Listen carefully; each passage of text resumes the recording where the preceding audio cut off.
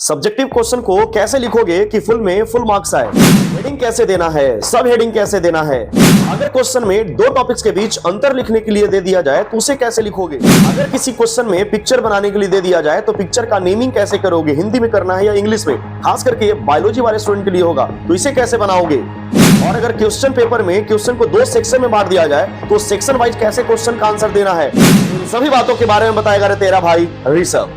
Hello बच्चा बाड़ी, कैसे हो आप? स्वागत है आपका मेरे YouTube channel Rishabh sir biology पर। आज का वीडियो बहुत ही ज्यादा स्पेशल है उन बच्चों के लिए जो कुछ ही दिनों में देने वाले हैं बोर्ड का एग्जामिनेशन।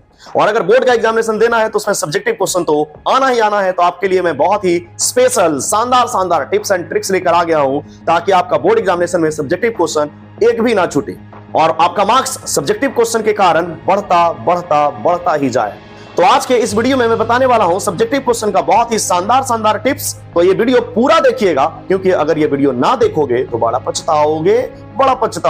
तो छात्र और छात्राओं की जय बोल के करते हैं आज के वीडियो की शुरुआत। तो आज मैं जो भी बात करने वाला हूं आपके सब्जेक्टिव क्वेश्चन के बारे में, उसे गौर से सुनना है, उसका ट्रिक्स एंड टेक्निक्स को समझना है कि कैसे एक सब्जेक्टिव क्वेश्चन को लिखा जाए कि आपका मार्क्स जो है वो इंप्रूव हो और एग्जामिनर उस आंसर को काटे ना जो आपने लिखा है। तो अभी मैं आपको 5 पॉइंट बताऊंगा, ये पांचों पॉइंट को पहले गौर से समझना। उसके बाद मैं बात करूंगा उन बच्चों के लिए जो बच्चे खास करके बायोलॉजी के स्टूडेंट हैं, उनका क्वेश्चन पेपर में कुछ पिक्चर्स बनाने के लिए आ जाते हैं, ड्रॉ करने के लिए आ जाते हैं, तो उसके बारे में बात करूंगा। 2 नंबर का क्वेश्चन है उसे कैसे लिखना है और 5 नंबर का क्वेश्चन है उसे कैसे लिखना है, ठीक है।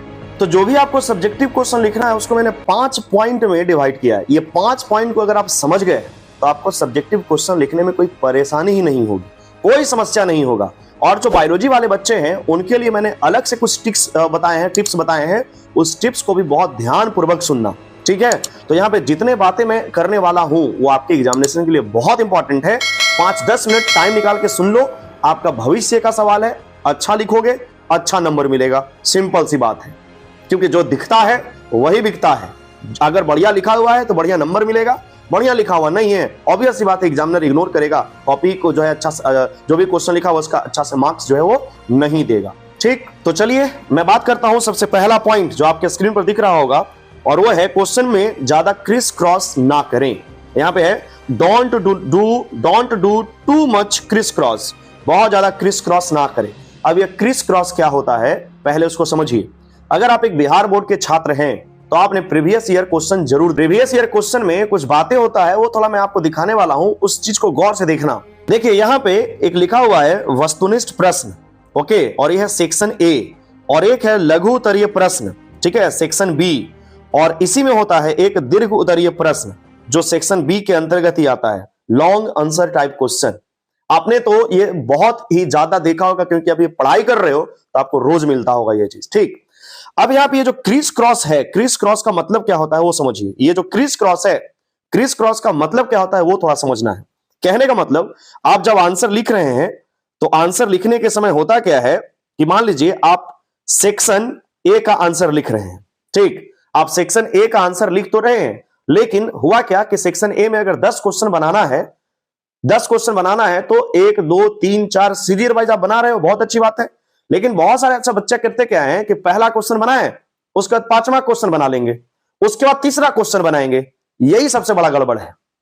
और ये अगर सीरियल वहां पे ठीक नहीं हुआ तो एग्जामिनर समझेगा कि ये बच्चा जो है वो जैसे तैसे एग्जाम पास कर रहा है, ठीक है। मान लीजिए आपको शॉर्ट आंसर क्वेश्चन बनाना है, लघु उत्तरीय बनाना है, तो आप दीर्घ उत्तरीय वहां पे बना दोगे, दीर्घ उत्तरीय की जगह लघु उत्तरीय बना दोगे, ये गड़बड़ है, ठीक। तो इसमें मैं आपको दूसरा पॉइंट समझाने वाला हूं। यहां पे एक बार में पूरा सेक्शन लिखे, मान लीजिए अगर आप सेक्शन ए लिखते हैं, ठीक, अगर आप सेक्शन ए के बारे में लिखना चाहते हैं, सेक्शन ए, तो सेक्शन ए को पूरा लिखो, उसके बाद आगे बढ़ना। तो बिहार बोर्ड का जो सेक्शन ए होता है यहां पे ऑब्जेक्टिव क्वेश्चन दिया जाता है, तो ऑब्जेक्टिव क्वेश्चन तो ओएमआर शीट में फिल होता है, उसमें आपको लिखने की कोई जरूरत है नहीं। लेकिन अगर हम बात करते हैं सेक्शन बी का, यानी कि खंड ब का, तो यहां पे खंड ब में शॉर्ट आंसर टाइप क्वेश्चन भी आ जाते हैं यानी कि लघु उत्तरीय, और लॉन्ग आंसर टाइप क्वेश्चन भी आ जाते हैं यानी कि दीर्घ उत्तरीय, ठीक। यहां पे दोनों प्रकार के क्वेश्चन आ जाते हैं सेक्शन बी में। तो सबसे पहले क्या करना है कि अगर आप सेक्शन ए का कर रहे हो, सेक्शन बी का आप आंसर दे रहे हो, सेक्शन बी का, ठीक, तो सेक्शन बी में आप वहां पे लिखिए जब आप आंसर देना शुरू करेंगे तब कि खंड ब का लघु उत्तरीय प्रश्न का अंतर, पहले हेडिंग डाल लीजिए आप, ओके। हेडिंग क्या डालना है? लघु उत्तरीय प्रश्न का उत्तर। ठीक है, लघु उत्तरीय प्रश्न का उत्तर, और उसके पहले लिख दो खंड ब। ठीक है, खंड ब लघु उत्तरीय प्रश्न का उत्तर। अब पहला नंबर क्वेश्चन लिखो, पहला नंबर क्वेश्चन का आंसर लिखो, दूसरा नंबर लिखो, अगर दूसरा नहीं आ रहा है तो तीसरा लिखो, चौथा लिखो, लेकिन एक सीरियल में लिखते जाओ। ठीक है, पहला आ रहा है तो पहला लिखो, दूसरा तीसरा नहीं आ रहा है छोड़ दो, चौथा नंबर बनाओ। ठीक है, पांचवा नहीं आ रहा है छठा बनाओ, छठा नहीं आ रहा है सातवां बनाओ, समझ रहे हो ना, लेकिन एक सीरियल में होना चाहिए। अब मैं आपको कुछ टॉपर्स का कॉपी दिखाऊंगा, वो कॉपी देख के शायद आपको समझ में आएगा कि क्वेश्चन का आंसर जो है लिखा कैसे जाता है। तो चलिए यहां पे आपको देखो क्वेश्चन एक दिया हुआ है, इस क्वेश्चन में ये जो है क्वेश्चन का आंसर दिया हुआ है, किसी बच्चे ने दिया है। आंसर क्या दिया उसको छोड़ दीजिए अभी आप देखिए कि इसने लिखा क्या है। देखो सबसे पहले क्या लिखा है, प्रश्न संख्या 1 के ख का उत्तर। समझ रहे हो, प्रश्न संख्या 1 के ग का उत्तर। जैसे मान लीजिए कोई क्वेश्चन है जिसमें दे दिया गया है कि 4 अलग अलग चीजें इसको परिभाषित करें। कोई दूसरा नंबर का क्वेश्चन है, दूसरा 2 नंबर का क्वेश्चन है आपका लघु उत्तरीय में, दूसरा नंबर उसमें 2 चीज को बोल रहा है कि इसको परिभाषित करो। ठीक है, तो वहां पे लिखोगे प्रश्न संख्या 2 का उत्तर लिखोगे, उसके नंबर उसके बाद लिखना क ख। समझ रहे हो, इस तरह से जैसे ये बच्चा लिखा है इस तरह से आपको वहां पे लिखना है, तब एग्जामिनर समझेगा कि नहीं बच्चा जो है कुछ जानता है। ठीक, तो यहां पे जो दूसरा बात बोला जा रहा है कि जो भी सेक्शन करना है पूरा एक बार में करना है। ठीक, तो एक बार में ही करो, उसके बाद जो है वो आप कहां चले जाओ, दूसरे सेक्शन की ओर। लघु उत्तरीय दीर्घ उत्तरीय अलग अलग हेडिंग डाल के लिखना है, एक ही में उसको मत मिला देना, एग्जामिनर कंफ्यूज हो जाएगा और नंबर भी कंफ्यूजन में ही देगा। समझ गए, इसलिए ध्यानपूर्वक इसको लिखना है। अब आइए, right point according two marks. अब जैसे मान लीजिए कोई 2 नंबर का क्वेश्चन है, ठीक, 2 नंबर का क्वेश्चन है, अब उसमें 5 नंबर का आंसर दे दोगे तो एग्जामिनर कहेगा कि ज्यादा तेज बन रहे हो, है ना, ज्यादा तेज बन रहे हो। तो तेज ज्यादा नहीं बनना है, आपको जितना नंबर का दिया हुआ है सवाल उतना नंबर का ही जवाब लिखना है। ठीक है, जैसे यहां पे एग्जांपल मैंने दिया है, अगर 2 मार्क्स का क्वेश्चन है तो 4 पॉइंट लिखिए। ठीक है, 4 पॉइंट कंटेन 2 मार्क्स, अगर 4 पॉइंट लिखोगे तो 2 मार्क्स मिलेगा, तो 4 पॉइंट ही लिखो, 6 पॉइंट मत उसमें जबरदस्ती घुसेड़ दो। ठीक है, तो ये जिस तरह से आपका जो है क्वेश्चन दिया हो उसी तरह से उसका आंसर दीजिए। अपने मन से ज्यादा ओवर कॉन्फिडेंस में मत आइए, क्योंकि ओवर कॉन्फिडेंस में लोग बहुत ज्यादा गलतियां करते हैं, आपको भी पता होगा। ठीक है, चलिए अब मैं बात करता हूं चौथा number, do underline the main points of the answer. ठीक है, जैसे मान लीजिए कि आप कोई भी क्वेश्चन का आंसर लिख रहे हैं और आपको लग रहा है कि कुछ पॉइंट जो है वो बहुत ज्यादा इंपॉर्टेंट है, तो आप उसको अंडरलाइन कर दो। क्या कर दो, आप अंडरलाइन कर दो, ताकि एग्जामिनर समझ जाए कि नहीं बहुत अच्छा से लिखा है। और एग्जामिनर क्या करता है, जो अंडरलाइन किया हुआ बात रहेगा उसी को देखेगा, चेक करेगा और अच्छा से मार्क्स दे देगा आपको। तो मार्क्स उसी को अंडरलाइन उसी को करो जो पॉइंट लग रहा है कि इंपॉर्टेंट है, ये क्वेश्चन में ये बात होना चाहिए था और वो मैंने लिखा है, उसको आप अंडरलाइन कर दो। ये बहुत ज्यादा मार्क्स को इंप्रूव कर देगा आपका। ठीक, तो आपने यहां पे 3 चीज समझ लिया है, 3 चीज आपने यहां पे समझ लिया है। सबसे पहला आपने क्या समझा, क्रिस क्रॉस ज्यादा नहीं करना है। ठीक, दूसरा क्या समझा आपने, अगर पूरा करना है तो एक बार में पूरा करना है सेक्शन को। तीसरा क्या करना है कि आपको जो पॉइंट लिखा हुआ है, जितना नंबर का दिया हुआ है उतना ही करना है। ठीक है, और आपने चौथा पॉइंट भी समझ लिया, वो है कि जो भी मेन पॉइंट है उसको क्या कर दो, अंडरलाइन कर दो। ये 4 बातें आपको समझ में आ गया। और 5 है, कोशिश करो कि सारा का सारा पेपर को सॉल्व करो, छोड़ो मत। छोड़ दोगे तो नंबर भी छूट जाएगा, इसलिए कोशिश कीजिए जितना क्वेश्चन बनाना है सारा अटेम्प्ट करके आइए। ठीक है, आप 2 ही लाइन लिखिए, नहीं आ रहा है तो 2 लाइन लिखोगे, कुछ लिखोगे लेकिन लिखोगे, तब आपको मार्क्स मिलेगा, बढ़िया मार्क्स मिलेगा। ठीक, तो ये 5 पॉइंट आपको समझ में आ गया है। अब मैं बात करने वाला हूं कुछ स्पेशल बातें उन बच्चों के लिए जो बच्चे क्या हैं, बायोलॉजी से रिलेटेड है।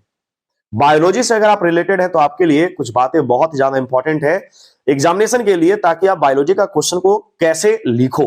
ठीक, आइए, राइटिंग स्किल।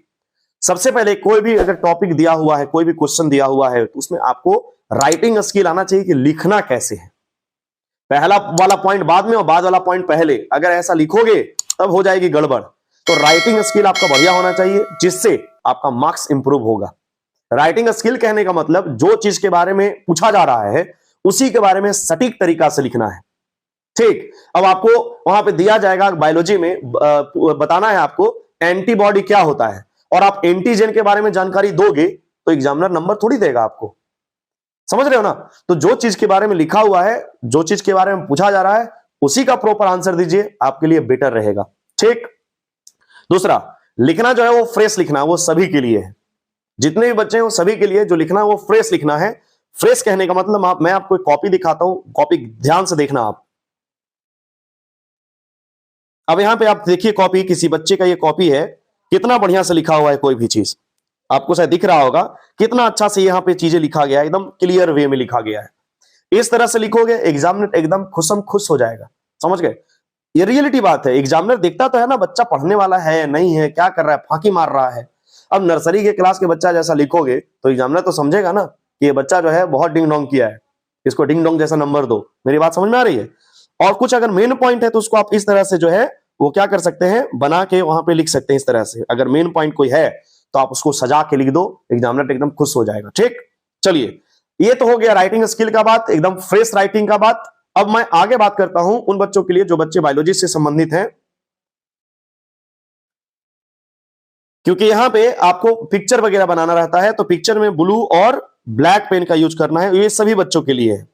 जो भी बच्चे हैं, मान लीजिए आप प्रश्न का उत्तर लिख रहे हैं तो उसके पहले जो हेडिंग डाल रहे हो, तो हेडिंग आप ब्लैक पेन से डाल दो, उसका आंसर जो है क्या चिन्ह दो, ब्लू पेन से दो। ठीक, तो ये सभी बच्चों के लिए है।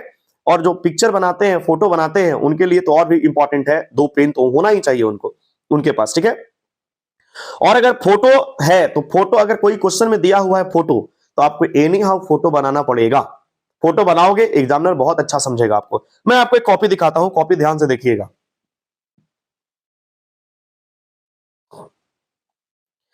अब जैसे यहां पे दिया हुआ है फ्लावर का एक पिक्चर है, तो फ्लावर का पिक्चर तो है, लेकिन आप देखो ध्यान से कि यहां पे जितना भी नेमिंग किया हुआ है वो सब इंग्लिश में है। ठीक, तो अगर आप हिंदी मीडियम के बच्चे हैं और आप सोच रहे हैं कि मैं तो हिंदी मीडियम का छात्र हूं, इंग्लिश में नेमिंग करने से पता नहीं नंबर काट देगा, तब ऐसा नहीं है। ठीक, आप इंग्लिश में एकदम बेहिचक लिख सकते हैं नाम, नामकरण, जो भी यहाँ पे नेमिंग करना है उसमें आप कोई बेहिचक लिखिए, कोई दिक्कत वाली बात नहीं है। आपको हिंदी में लिखना हिंदी में लिखिए, इंग्लिश में लिखना इंग्लिश में लिखिए, कोई दिक्कत वाली बात नहीं है। ठीक, अब एक और चीज, अगर आपको कोई डिफरेंस दे दिया गया है कि कोई भी मार्क्स, कोई भी टॉपिक में, कोई भी क्वेश्चन में बोल दिया गया कि ये में डिफरेंस बताओ, तो डिफरेंस कैसे लिखना है वो मैं आपको दिखाता हूं। देखिए यहां पे एक क्वेश्चन दिया हुआ है, सहज प्रतिरक्षा और अनुकूली प्रतिरक्षा, यानी कि उपार्जित प्रतिरक्षा में अंतर। तो देखो कितना बढ़िया सा अंतर लिखा हुआ है, एकदम समझ गए? ये ध्यान देना है आपको। ठीक, अगर ये जिस तरह से लिखा हुआ है इस तरह से एकदम ऐसे कॉलम बना बना के लिखोगे, बहुत अच्छा रहेगा। कॉलम पेंसिल से बनाना है, ये याद रखना, पेंसिल लेकर जाना है, पेंसिल से कॉलम वगैरह बना लेना। और हां, एक और सबसे इंपॉर्टेंट पॉइंट, कि जो भी क्वेश्चन का आंसर दोगे उसमें 2 या 3 लाइन का गैप जरूर देना, 2 या 3 लाइन का गैप जरूर देना है। ठीक है, इससे फ्रेशनेस नजर आता है, क्वेश्चंस का जो भी आंसर है उसका फ्रेशनेस नजर आता है। ठीक, और ऐसे एकदम सब जो है खिचड़ी बन जाएगा, पता नहीं चलेगा कुछ। ठीक है, तो आंसर जो कैसे देना है देख लिया आप, अगर मैं दिया हुआ है डिफरेंस बताने के लिए, तो फोटो कैसे बनाना है आप देख लिए। अब देखिए ये कॉपी एक और है, कॉपी में देखो कितना बढ़िया से लिखा हुआ है, एकदम समझ गए, बहुत ही बढ़िया से लिखा हुआ है। और ये लिखा हुआ है जो भी प्रश्न का जो आंसर दिया जा रहा है, देख रहे हो? ठीक, ये चीज तो हो गया। और सबसे इंपॉर्टेंट बात मैं बता रहा हूं आपको, सबसे इंपॉर्टेंट बात, सबसे इंपॉर्टेंट बात, कि अगर आपको एक कॉपी, मतलब आपको एग्जामिनेशन में जो कॉपी दिया जा रहा है, ठीक, वो कॉपी में सबसे पहले क्या करना, जैसे मान लीजिए ये कॉपी है, ठीक, ये आपका कॉपी है, ठीक है, ये जो है आपका कॉपी है, तो थोड़ा थोड़ा साइड में आपको ये ऐसे लाइन दे देना है। ये बात को ध्यान से समझ लीजिए, देखोगे इसमें भी दिया हुआ है इस तरह से, ये जो कॉपी है दोनों तरफ दिया हुआ है इसमें, समझ गए? और उसके बीच में आंसर आपको लिखना है, इधर जो भी क्वेश्चन का संख्या है उधर लिख दो, और बीच में आपको लिखना है, इधर से भी थोड़ा छोड़ दो, इधर से भी थोड़ा छोड़ दो। ये आंसर लिखने के पहले ही ऐसा कर लेना, ये थोड़ा सा गैप छोड़ दोगे, ये जरूरी होता है। एक अच्छे बच्चे का ये सब जो है वो लक्षण है, और आप तो अच्छा हो ही, इसमें नो डाउट, समझ गए? तो ये जो है बहुत जरूरी है। ठीक, तो यहां पे मैंने बहुत सारा चीज आपको मैंने बता रखा है, सब्जेक्टिव क्वेश्चन को कैसे लिखना है। ठीक, अगर कोई भी कंफ्यूजन है, किसी प्रकार का आपके मन में सवाल है, तो आप जल्दी से कमेंट करके बताओ, मैं आपको जरूर उस बारे में आपको जो है नॉलेज दूंगा, जानकारी दूंगा, उसका जवाब दूंगा। अगर कोई भी मन में सवाल, दर्द, पीड़ा, परेशानी है तो बयां कर दो। ठीक है, तो चलिए, कैसा लगा आज का मेरा वीडियो? मेरे ख्याल से आपको कुछ सीखने को जरूर मिला होगा। अगर मिला तो लाइक, सब्सक्राइब एंड शेयर अपने दोस्तों को जरूर कीजिएगा। बहुत बहुत धन्यवाद।